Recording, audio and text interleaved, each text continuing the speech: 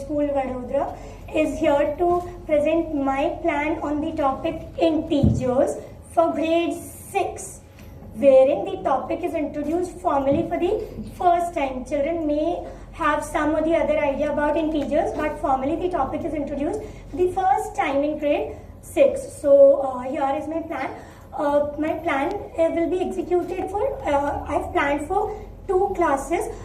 In between I'll be switching up with the slides to and fro because of the recent doing of the things. So I'm sure all of you will be able to catch up with the same. First thing is why integers, if I have to say, like for me, why integers is because being a teacher from middle school to high school, from grade 6 to 10, I'm sure everybody sitting here would agree that, even grade 10 children struggle. Sometimes it's when it comes to minus 29 plus 2, whether it be 27 or whether it will be minus 27. And children, they do mistake. It's not that they don't know. Yes, they do know, but still they make mistakes, right? So at elementary level in grade 6, because I'm fortunate enough to be associated right from grade 6 to 10. So I'm in a better position to build a strong root in grade 6 so that we can reduce down. See, I don't say that we'll eliminate, we can reduce down these confusions in the minds of the children, right?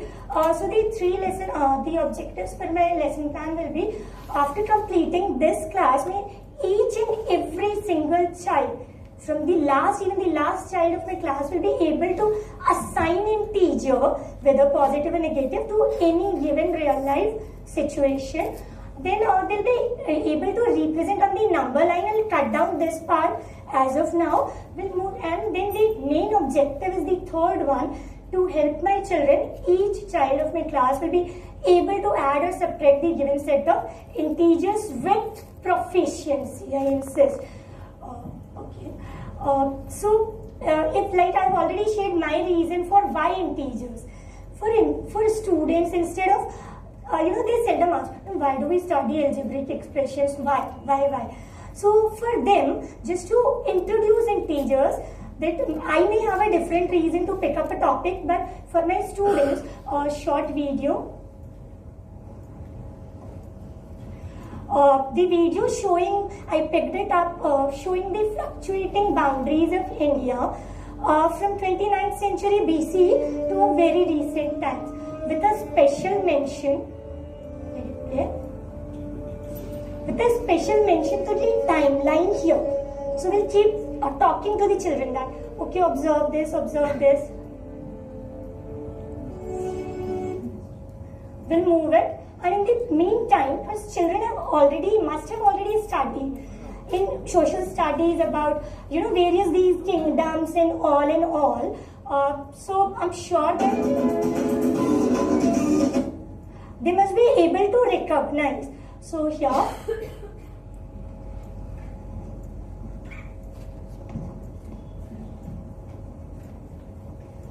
the second one. This is the longitudinal division of the world map. Again, the focus will be here. Can you see here the time zones? Differences in the time zone. Only I'll just ask him to observe this, and then we'll quickly move to next. Last but not the least, temperatures, for a period of 10-12 days taken from very recent weather report. I think this belongs to Pahalgam district of Jammu.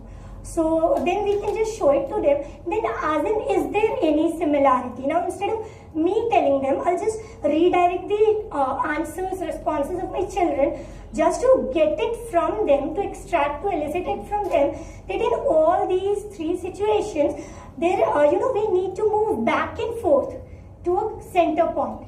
So this is what integers are. It's not that we are just studying integers for the sake of marks, ma'am is going to assess it and so, but we actually need it not only in mathematics, on day-to-day basis, they even unknowingly use it in geography, history as well.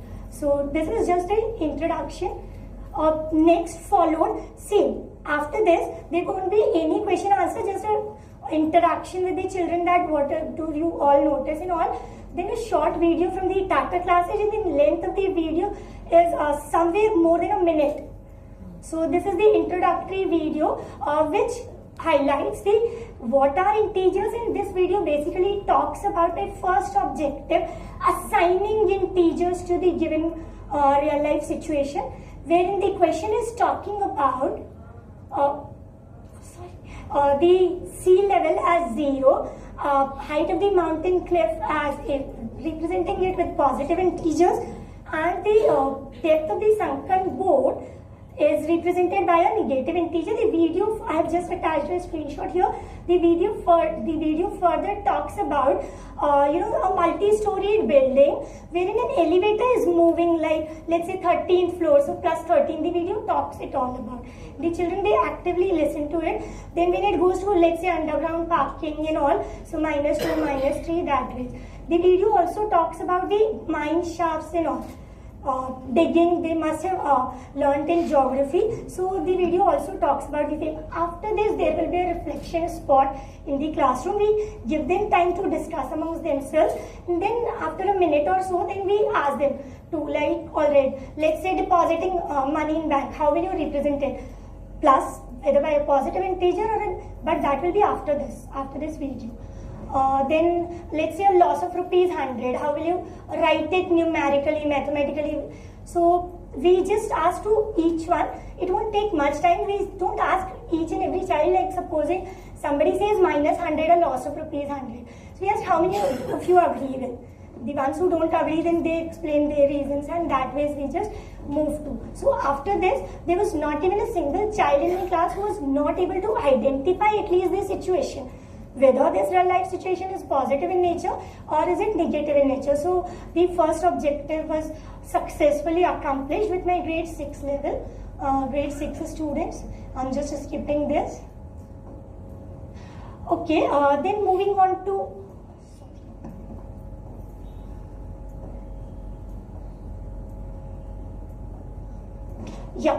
then what we did is we use the whiteboard feature.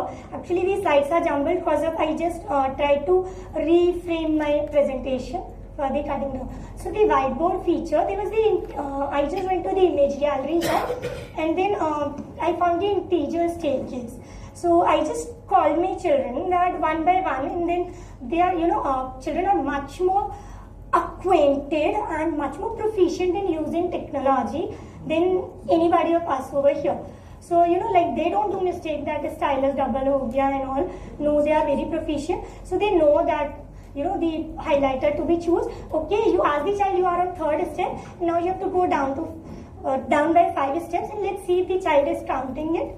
The only addition I did from my side is pointing up these arrows, because otherwise we'll not get to know whether you're riding up or you're going down, you're climbing up these staircase or you're moving down. So the children are doing. This is informal addition and subtraction. If we label the concepts, they are afraid. Oh my God, abhi fir se padhayenge. So it's better you teach and they don't get to know that they've learned, right? So that was the objective. So I just took a few, not all, a very few of my children here that they can do this. The other child was called on, okay, now you are on the step number -4. So now you have to go, let's say 3 steps up. Where will you land? So, okay, what do you think we are doing moving up and down? Then, because some of them, out of curiosity, they also turn the pages in the textbook. We think that we are teaching them. It's not so. Children, they are self-learners as well. So this is a number line, and okay, but I didn't mention it. So this came from one of my child that, okay, number line also. Then I thought that, okay, I can use these stages as a number line as well. So this is the informal addition and subtraction, just to give them that, okay, if you already know this, now you have to just formalize it. So what we did is, so can we move to previous? Again a previous one, more. Yeah. So the formal introduction of addition and subtraction was by the game of the carom coining use, and this I learned from one of the workshops I attended as a part of faculty development program. though it's quite, I think in 2008 or 9 somewhere, but really find it helpful. So we can say the two problem sets here. The first is the addition, that you have 7. You have to add -3 to it in another integer which is negative in nature to it. And the second one, you are given with a positive integer 5, and you have to subtract. The minus says you have to subtract. You have to subtract a negative integer from this. So what I did is instead of loading them with the rules and the laws and scaring them all the more, because they are already afraid as such, in grade 6 I try to be, like please them all the more, because they are going to stay with me for next 3-4 years. So if they will be scared in very first year, I'll be having a difficult time. So see, we just played a carom point game with the children, and I just told them that you play a lot of games, you people are good at sports, unlike me, that I'm not. So but there are very simple rules. There are just 2 rules here. A pair of a black and white carom coin will always make 0 if they come together, right? And the other thing is, in your process, if you need, you can introduce as many zeros, as many pairs of black and white you want, or you can remove the zeros as well. So can we go back to the previous slide? The rules how to play were also there on the board throughout the activity. So we started with the first one, 7. Yeah, so the 7, first number is positive 7. That means if, now one of my child asked me, white are positive and black are negative. This is a preconceived notion. It's a biased attitude. It's convention. If white is positive, then black is negative. That means for small kids, we form somewhere. You are not the only the maths or a science teacher. They learn a lot. You don't know in what way your words will affect the child. So I said it's a convention. But if we take, let's say, we can take negative if you, black is positive if you want, conventionally. So okay then. Yeah, so the 7 white here, I have to add 3 blacks to it. We just added 3 blacks here. So when you add 3 blacks here, as you can see on the screen, the ones who cannot see here. So again, now the moment I add 3 zeros are formed. So zeros, we can remove it. What are we left at the end? Is the 4. Which 4? You have to ask the child. Though they know 4 white, but you have to ask them which 4? 4 white. Okay, you consider white as positive or negative? They'll come up positive, so it's +4. So there is no way. Then again, as we say, I forget, I see, I remember, so I demonstrated, I do, I learn. How many of you agree with me, ladies? All right.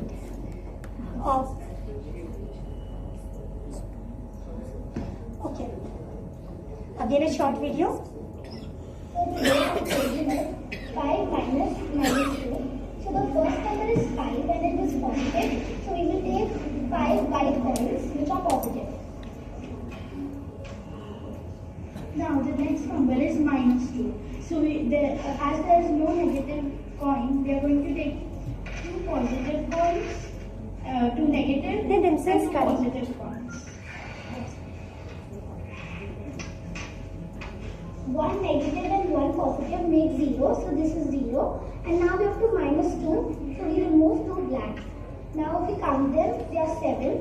So we have 7 white, which is positive 7. It is our answer. See, I just explained the addition first example. The second one was given to the children if they are able to. If you have noticed, see, not all are interested. Not all are interested, majority, but every child has a different learning methodology, I would say. Like, yes, they do listen because the teacher is talking, but so in the same class, if you have noticed here on the screen, can you see these are the iPads? So what we did 2. Like if I have to tell children to learn some rules, I never say learn some. Because the children are today's generation, I tell them to store it in the mind cloud.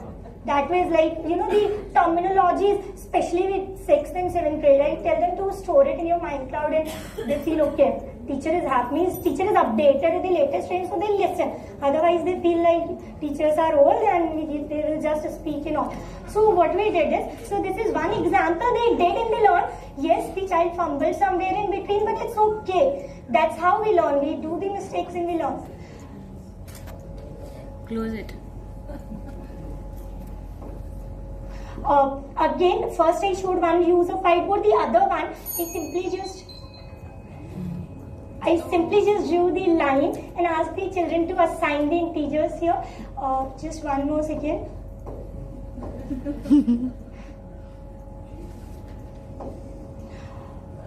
After the integer activity in the same class, a space race game from GeoGebra, if anybody has heard here, is the free e-learning software, even recommended by CBSE personals as well in the various workshops.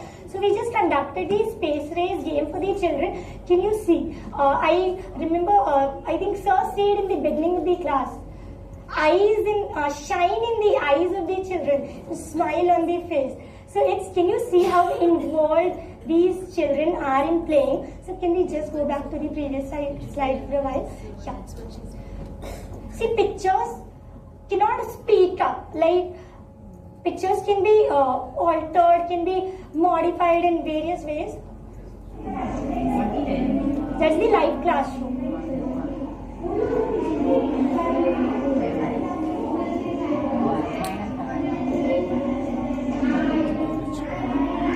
Even if you see the back ones also, everybody is interested.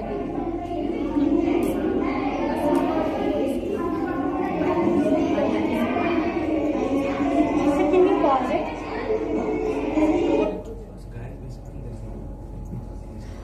Yes, the class was noisy, but that was a constructive noise. Nobody was, even 4 children were sharing a desk with in pairs using the iPad. Nobody was even bothered about what others are doing. And I'm sure that at the end of Project Cygnus, we strongly believe at Cygnus that kids will be interested in your class only if you can make education interesting for them. So interesting education and interested kids is our motive statement at Cygnus. Thank you all. That's all from my side. I think I've taken a minute more. But I hope ma'am will excuse me for that.